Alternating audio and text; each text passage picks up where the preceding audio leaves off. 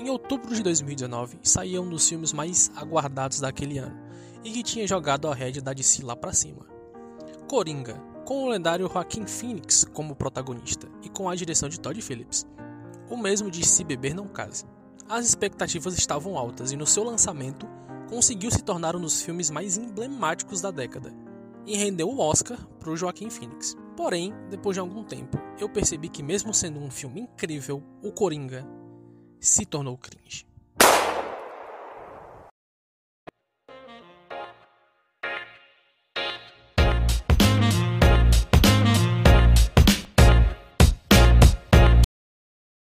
O filme começa com um anúncio sobre os lixeiros estarem de greve e a cidade estar um caos.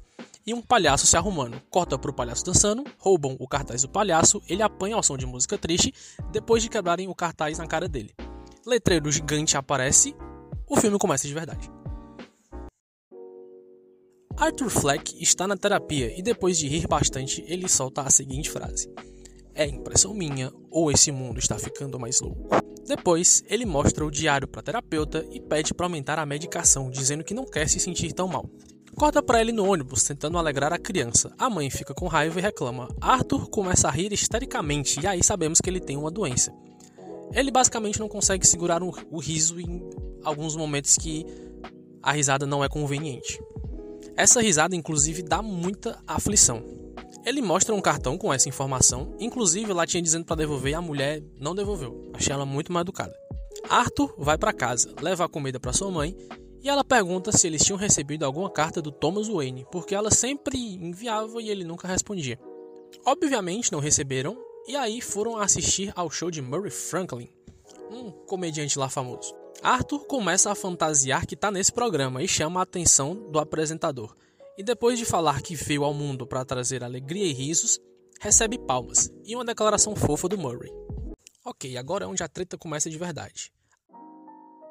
Arthur está no trabalho e seu, entre muitas aspas, colega entrega uma arma para ele e diz que ele pode pagar depois. Um anão, que inclusive é dublado pelo Gigante Léo, isso é simplesmente sensacional, diz que o patrão tá chamando. O protagonista sai rindo de uma piada que fizeram com o baixinho, mas era só fingimento. O patrão disse que quer aquele cartaz que quebraram na cabeça dele, de volta. Ele obviamente não pode devolver e vai descontar a raiva no lixo. Arthur, sendo um rapaz muito educado, segura o elevador para a moça, que diz algo sobre o prédio ser péssimo. E depois desce do elevador. Ele, obviamente, retribui a interação. Ele foi dar banho em sua mãe e questiona ela sobre as cartas para o Thomas Wayne. Mas ela, obviamente, não fala muita coisa. Depois, ele resolve dançar feliz na sala. E no seu momento de imaginação, ele dá um tiro acidental na própria parede e assusta sua mãe. E aí, como eu acho que talvez ele não tinha muito o que fazer, ele resolve seguir a mulher que ele conheceu no elevador. Mas, obviamente, não dá em nada. Eu fico até com medinho, sabe, dele fazer alguma coisa com ela, mas... fez não. Arthur está fazendo anotações em seu caderninho, e aqui sai o que talvez seja a frase mais icônica desse filme.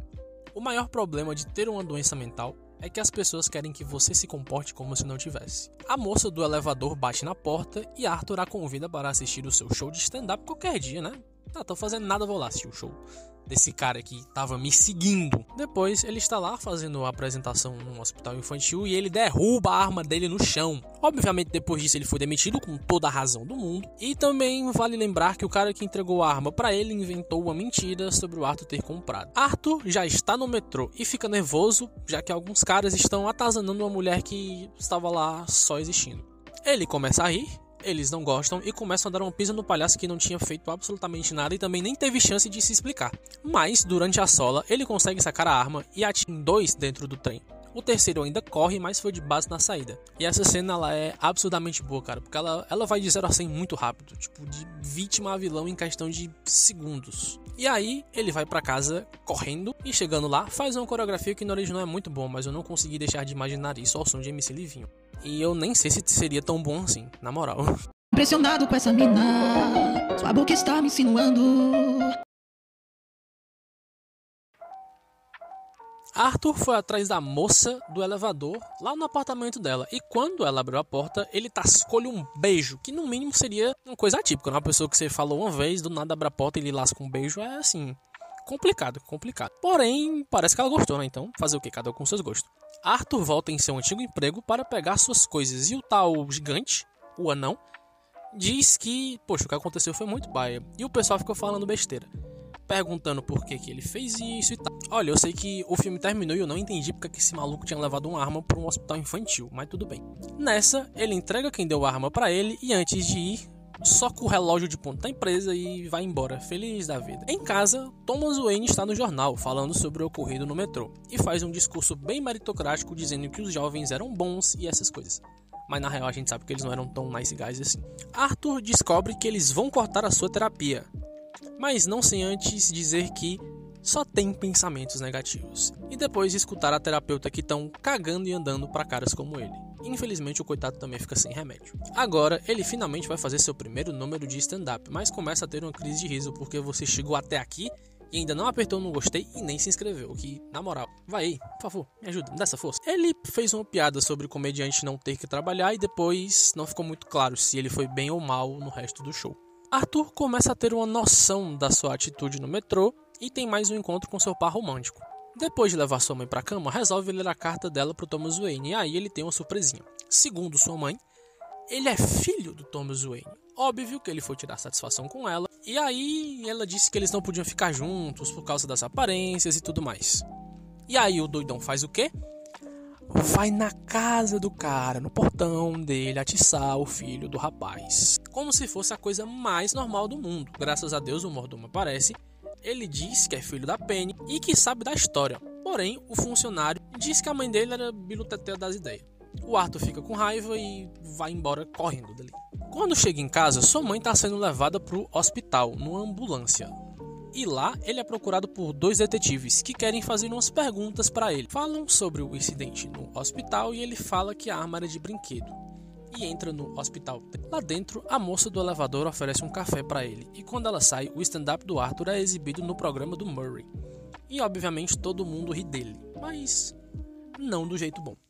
Aí a moça não trouxe o café, cara. Que falta de educação gigante, meu Deus. O símbolo do palhaço já tomou proporções gigantescas e eu me pergunto qual é da inteligência desse policial de simplesmente pular em cima dessa multidão enfurecida sozinho. E aí Arthur vai atrás de Thomas Wayne num evento beneficente, encontra ele no banheiro e começa a cobrar a atenção parental que nunca teve. Ele disse que o Arthur era adotado e que a mãe dele era biluteteia. Arthur não consegue parar de chamar o Bruce de pai e aí ele toma um socão. Corta pra ele entrando na geladeira por um motivo nenhum. No outro dia, ele é convidado para ir no programa do Murray e obviamente aceita. Depois, Arthur resolve ir no Hospital Arkham, atrás dos registros da sua mãe.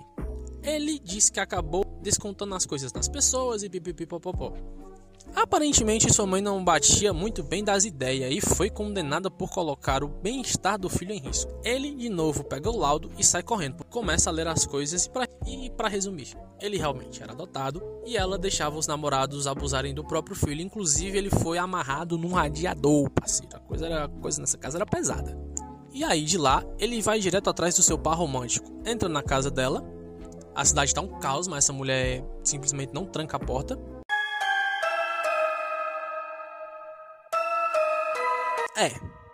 Foi tudo coisa da cabeça dele.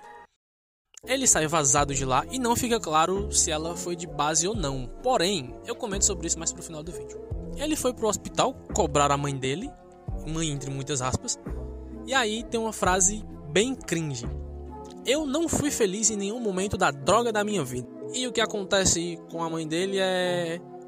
Cara, esses hospitais americanos simplesmente não tem nenhuma segurança, brother. Como é que pode? Depois dessa cena, no mínimo pesada, Arthur vai ensaiar sua entrada e piadas para o show do Murray e resolve pintar o cabelo de verde. Tá triste, mano, pinta o cabelo, faz terapia não. No meio do seu showzinho, batem na porta. Era o Gigante e o Random, que estavam sentidos pela morte da mãe dele. Mas antes dele falar qualquer coisa relevante, foi de base, né, amigos? Mas graças a Deus ele deixou nosso amigo Gigante ir embora em paz, porque de fato é o melhor personagem desse filme, definitivamente. Os detetives aparecem e aí todo mundo sai correndo. E depois de uns carros sem motorista, chegam num metrô que tá todo mundo com máscara de palhaço. Os detetives, com todo o seu preparo e inteligência em uma cidade onde todo mundo odeia a polícia, entram sozinhos dentro de um trem com uma multidão enfurecida. Arthur inicia uma briga e depois de um tiro não acidental, aparentemente, todo mundo parte para cima dos policiais. Eles obviamente vão parar no hospital e o Arthur sai todo estiloso dali. Antes de entrar no programa do Murray, vestido de palhaço, ele pede para ser apresentado como Coringa. E a partir daqui, esse vilão icônico dos quadrinhos nasce, e nós podemos chamá-lo assim. Com a entrada no mínimo exótica, ele começa sua apresentação. Faz algumas piadas de muito mau gosto, inclusive. E aí depois o Coringa confessa que deu cabo dos 3 caras lá no metrô e faz um discurso sobre o sistema decidir tudo e como as coisas são subjetivas, e ainda faz questão de distorcer os fatos daquele dia. Depois de falar o quanto o Murray é péssimo, que isso acontece em uma frase, ele conta a melhor piada do filme. O que acontece quando você cruza um doente mental com uma sociedade que abandona ele e o trata como lixo? Você consegue a merda que merece. Depois disso, meus amigos, é literalmente tiro, porrada e bomba. O caos está instaurado em Gotham City. E é tudo por causa do icônico Coringa. A viatura que ele tá bate numa ambulância porque aparentemente esse motorista não tem noção de preferencial. E aí depois ele corta porque o Thomas Wayne não tancou o Gothamzil. E aí, senhores, Arthur Fleck se levanta depois do choque. E assim nasceu o incrível Coringa. Depois de terminar, ele tá num sanatório, rindo, porque pensou numa piada. E sai andando, deixando pegadas de sangue no chão.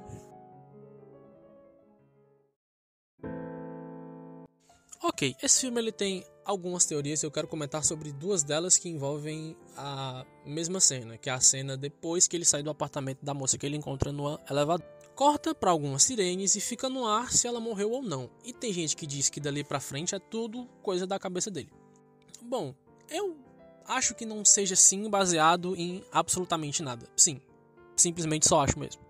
Estamos em Gotham, a cidade é um caos. Podia ser para absolutamente qualquer pessoa. Acredito que a dança em cima do carro no final não aconteceu de verdade. Ali sim é coisa da cabeça dele. Tem uma coisa que eu percebi nesse filme, é como a cidade de Gotham é um personagem muito importante. Pessoas comuns vivendo suas vidas em meio ao caos que está instaurado. E outras pessoas que se revoltaram e resolvem quebrar tudo. Cada um tentando ganhar o pão de qualquer jeito, precisando se submeter a diversos riscos. Acho que essa é a parte final do vídeo, onde eu dou minha opinião e o filme é bom. Sim, realmente bom. Um roteiro bom, uma fotografia genial, uma direção perfeita. Joaquin Phoenix está impecável. Porém, ele é cringe. Sim, amigo. A fanbase desse filme é muito biruteté da cabeça e, querendo ou não, se uma pessoa chega pra você e diz que nunca foi feliz na vida, você deve ficar tipo... Não que isso desmereça a obra ou algo do tipo, mas querendo ou não, você enxerga ela com outros olhos. Então, só não leva esse filme tão a sério assim. Você não é o Coringa, parceiro. Você só precisa arrumar um trabalho. Eu sou o Nathan. Se você me assistiu até aqui, muito obrigado. E tchau. Fala, fala, cala a boca, fecha o bico. Se for pra te escutar, prefiro não ter ouvido. Tu não é um palhaço, e muito menos o circo. Esse show é um fiasco, se fosse tava falido.